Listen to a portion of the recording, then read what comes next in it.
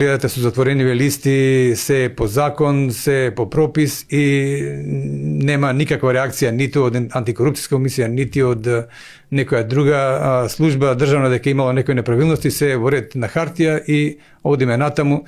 Тоа е само доказ дека државата е максимално заробена, под максимална контрола и дека никој не сме ни збор да каже, па дури ни обвинителството не сме да покрене никаква постапка и покрај тоа што имаше евидентно многу злоупотреби што во живо онлайн беа пренесувани како огромни, да кажам, цела војска од полиција и инспектори оди од куќа на куќа или од фирма на фирма. Тоа беше во крива паланка, беше пред избори во Росоман, сега мислам дека беше за вториот круг.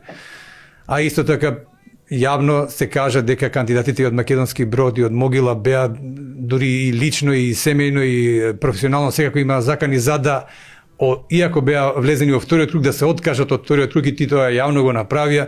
Тоа беше таква срамота за нашиот изборен процес. Во Карпов се даваше брашно и сен да не зборувам. Да. Дали има некаква пријава? Дали има пријава, ама нема никаква реакција сега. Практично како да не се случува. Така да што да кажам, значи сите тие изборни измами се мизерни кои се случуваат сега и затоа да не одиме од случај во случај, јас бидов на тоа да се инсистира подитно да се уведат отворените листи во Македонија и со тоа да се избегнат сите можности за вакви и слични појави на избори.